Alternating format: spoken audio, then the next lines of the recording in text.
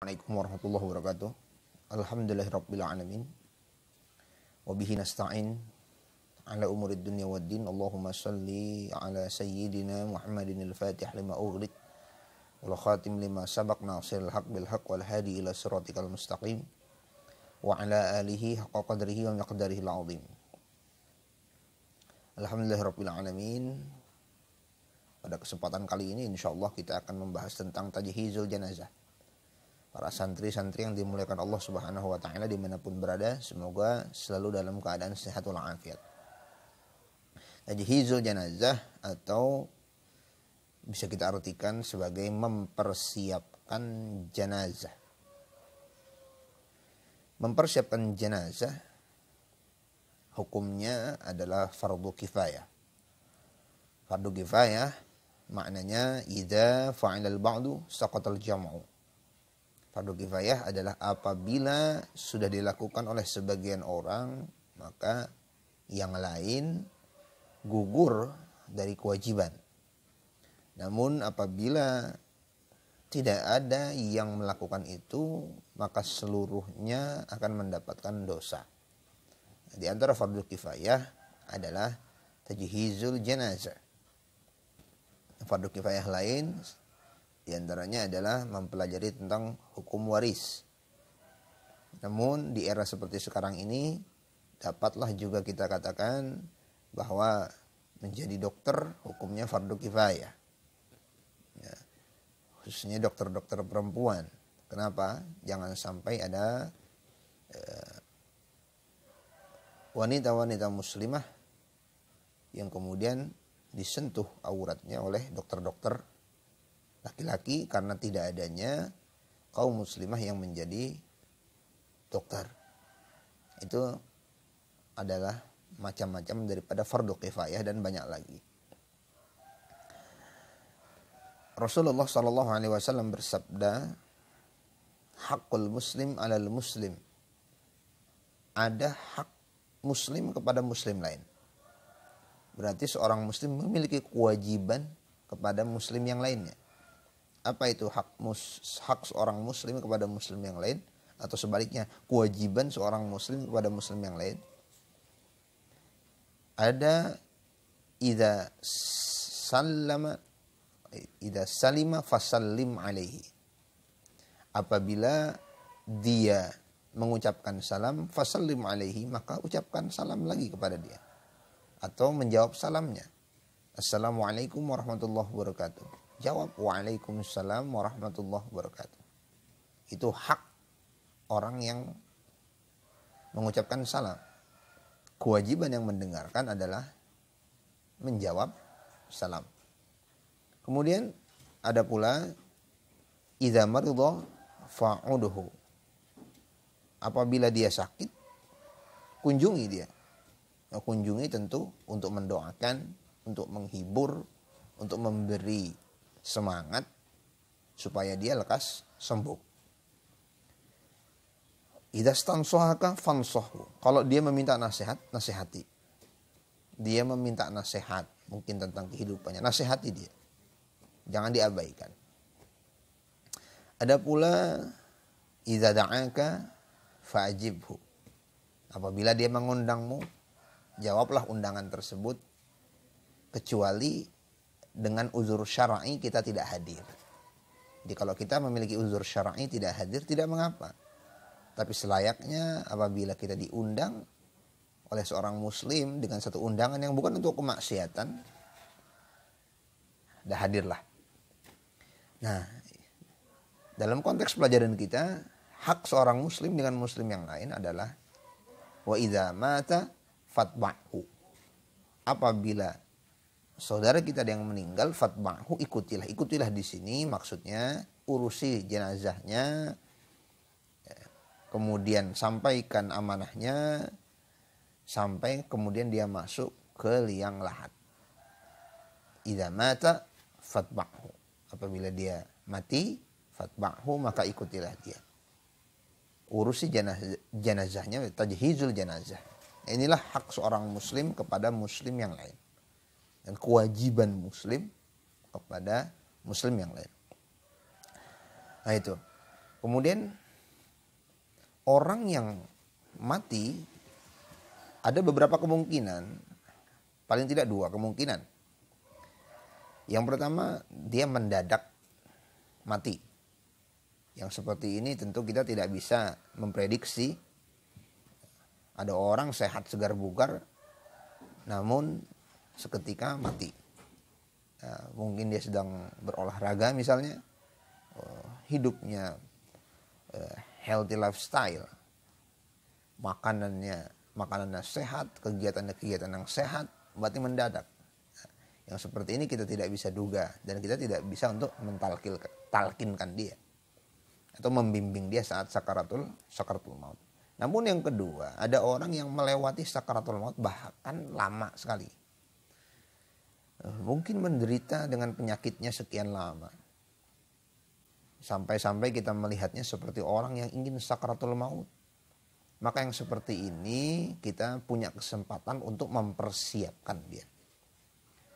Nah, yang kita bahas adalah yang kedua ini. Jadi orang yang mengalami masa-masa sulit sebelum kematian. Yang pertama bagi orang tersebut. Ya, misalnya kita sendiri. Subhanallah, Masya Allah. Dan na'udzubillah, kita berdoa kepada Allah supaya terhindar daripada sulitnya sakaratul maut. Namun, jika satu saat mungkin kita sendiri yang mengalami atau orang lain yang mengalami, bagi orang yang mengalami itu ada sikap-sikap yang harus dicamkan. Yang pertama adalah bersabar menghadapi segala kesulitan yang dihadapi. Mungkin sakitnya, mungkin sedihnya, menderitanya. Bersabarlah kepada Allah Subhanahu wa Ta'ala. Bersikap husnuzon, berprasangka baik kepada Allah Subhanahu wa Ta'ala bahwa penderitaan yang dialami ini mungkin akan menyebabkan kepada kematian adalah salah satu kasih sayang Allah Subhanahu wa Ta'ala untuk menggugurkan dosa-dosa yang bersangkutan sebelum dia menemui ajal. Itu yang pertama. Kemudian yang kedua, perbanyak zikir. Jika lisannya belum mampu untuk berzikir karena sulitnya, karena sakitnya, maka hendaknya hatinya tidak terputus dari berzikir kepada Allah Subhanahu wa Ta'ala. Ini penting sekali. Kemudian berdoa kepada Allah Subhanahu wa Ta'ala, Allahumma rahamni, Allahumma ghfirli, warhamni, wa alhiqni birrafiqil a'la. Berdoa kepada Allah Subhanahu wa Ta'ala, ya Allah ampunilah aku, kasihilah aku, sampaikan aku kepada Ar-Rafiq al-A'la. Sebenarnya ini bagian dari tidak terputusnya berzikir. Jadi jangan sampai putus berzikir, berdoa, bermunajat, husnuzon kepada Allah Subhanahu wa Ta'ala jika kita atau ada keluarga kita yang kita saksikan mengalami hal demikian menjelang sakaratul mautnya. Ya, kemudian tidak terputus harapannya kepada Allah Subhanahu wa Ta'ala. Roja, punya sifat roja, selalu berharap. Mungkin dia ingat dia punya kesalahan, dia punya dosa, namun jangan hilangkan rasa berharapnya kepada Allah Subhanahu wa Ta'ala. Roja, itu dia, sabar, husnuzan kepada Allah, berprasangka baik, jangan lepas berzikir, kemudian berdoa kepada Allah Subhanahu wa Ta'ala, Allahumma ghfirli warhamni wa alhiqni birrafiqil a'la.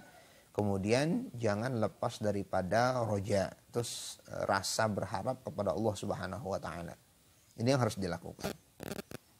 Lalu keluarga yang menyaksikan orang yang seperti itu harus bagaimana? Yang pertama yang harus dilakukan keluarga, handai taulan, kerabat yang menyaksikan orang yang dalam keadaan menjelang sakaratul maut, yang pertama memberikannya motivasi kesabaran. Sabar, insya Allah penyakit yang sedang dialami ini akan menggugurkan dosa-dosa dan mengangkat derajat di sisi Allah Subhanahu wa Ta'ala. Tahur, la ba'sa tahur insya Allah. Doakan yang seperti itu. Kemudian juga berikan dia nasihat-nasihat untuk mengingat akhirat. Untuk mengingat akhirat. Karena sudah bukan masanya lagi untuk membicarakan hal-hal keduniaan. Makanan sudah tidak ada, tidak bisa makan, tidak bisa mencari uang, kehilangan syahwatnya. ingatkan dia kepada akhirat, persiapkan dia. Kemudian apalagi? Untuk menghadirkan sakinah, ketenangan jiwa, bacakan Al-Quran di sisinya. Kenapa? Karena dikatakan dalam sebuah hadis, majtama'a qaumun fi baitin min buyutillah yaqra'una kitaballah yatluna kitaballah wa yatadarasunahu illa haffat alaihimul malaikah wa ghasyiyat anhumur rahmah wa kutibat fi man 'indah. Orang yang membaca Al-Quran, maka majelis tersebut sebenarnya arti hadisnya adalah tidaklah berkumpul satu orang dalam satu rumah dari rumah-rumah Allah Subhanahu wa taala membaca Quran kemudian mempelajari Al-Quran kecuali akan dinaungi oleh malaikat, diturunkan rahmat dan ditulis di sisi Allah Subhanahu wa taala sebagai orang-orang atau kelompok yang dikasihi oleh Allah Subhanahu wa taala. Namun Quran yang dibaca dimanapun berada, insya Allah akan menjadi rahmat bagi siapapun yang mendengarkannya. Wa idza quri'al Qur'an fastami'u lah. Dan apabila dibacakan Al-Quran, maka dengarkanlah dengan seksama. Fastami'u lah. Karena yang demikian, walaupun hanya mendengar, insya Allah akan menurunkan rahmat dari Allah Subhanahu wa taala, keberkahan dan sakinah, ketenangan di dalam jiwa bagi siapapun yang mendengarkan. Bacakan Al-Quran. Jangan malah sibuk main game di sisi orang yang kita ketahui sedang dalam keadaan menderita sakaratul maut. Itu ya. Jadi memberikan motivasi kesabaran, memberikan nasihat-nasihat keakhiratan, dan kemudian membacakan Al-Quran atau membacakan zikir. Lalu apalagi yang harus dilakukan? Bersiap-siap untuk talqin ya, menuntun untuk membacakan la ilaha illallah. Ini penting sekali karena banyak sekali riwayat menyatakan siapa orang yang di akhir hayatnya mengatakan la ilaha illallah dakhalal jannah. Orang yang mengatakan la ilaha illallah di akhir hayatnya, insya Allah pasti dia akan masuk surga. Berarti hanya dengan la ilaha illallah lah kunci surga itu bisa didapat. Walaupun dia melakukan banyak sekali kesalahan, banyak sekali kedurhakaan ketika hidup di dunia. Namun dia punya kesempatan. Masalah nanti kesalahan itu harus dibayar, ya urusan nanti. Tapi dia punya kesempatan dengan ucapan la ilaha illallah yang sangat sakti itu untuk dia masuk surga. Maka siapapun yang melihat orang yang sakaratul maut, bersiaplah untuk mentalqinkan la ilaha illallah. Bersiap-siap. Ini ya. Itu.